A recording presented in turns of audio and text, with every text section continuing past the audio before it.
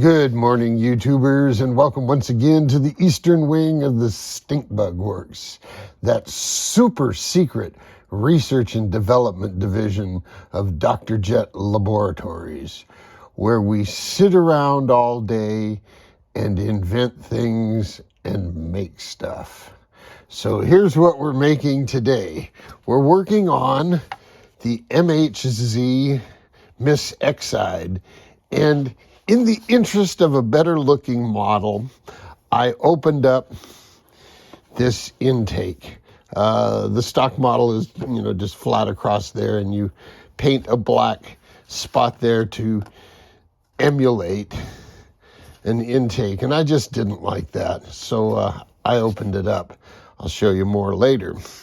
Then I'm looking at an exhaust, and I thought about taking a spray can and using that, but it may be too big for the opening in there.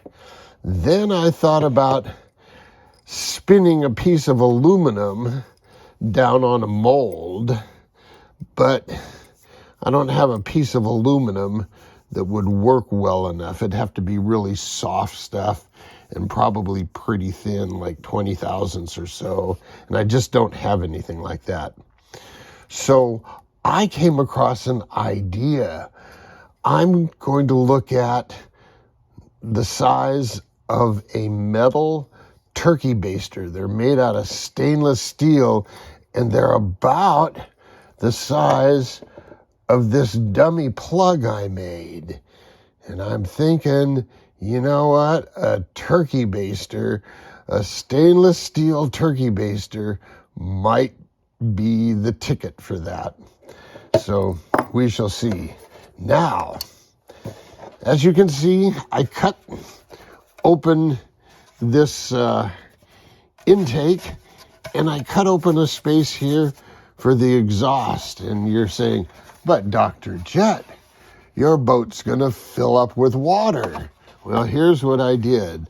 I cut out a piece of G10.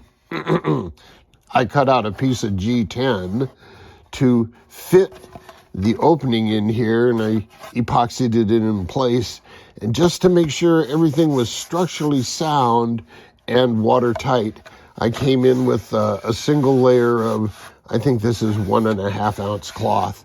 So I put down a single layer of cloth on there, and yeah, it added an ounce or two. But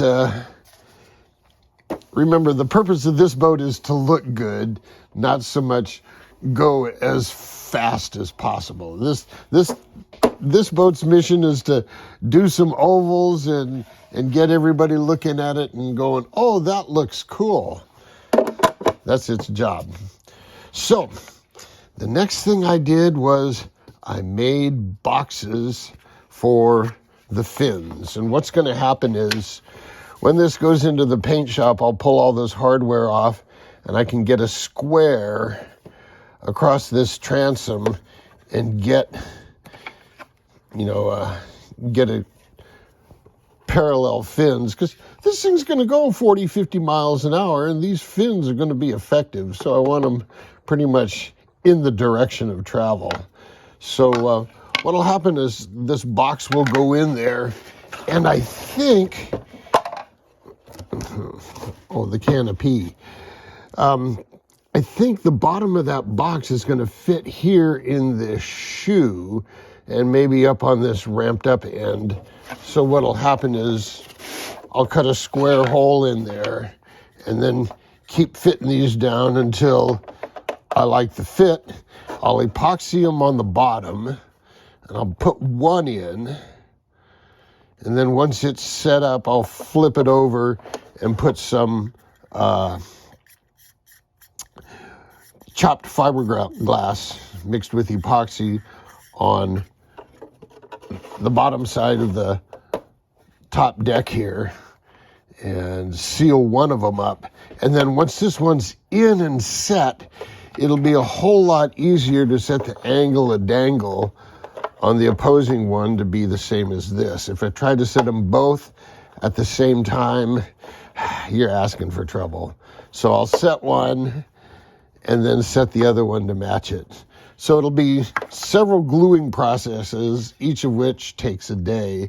So it'll be glue the bottom in one day, glue the top in one day, glue the bottom in one day, glue the top in one day. So it'll be a 4 or 5 day process just to get these in. But then I'll have watertight boxes that are structurally sound, and the wings will just, or the fins will just drop right in there. And then I have to think about a wing, but that'll be easy enough. I can, it's such a small wing, I might just use a piece of balsa and put glass over it, or just epoxy it. We'll see. We'll see when I get to it. So there you go, boys and girls. Progress on this. I'm looking at running it next week. Next week. The weather is finally turned around, and I don't have anything in my schedule preventing me from going to the pond. So I'll see you then. Until then, jet out.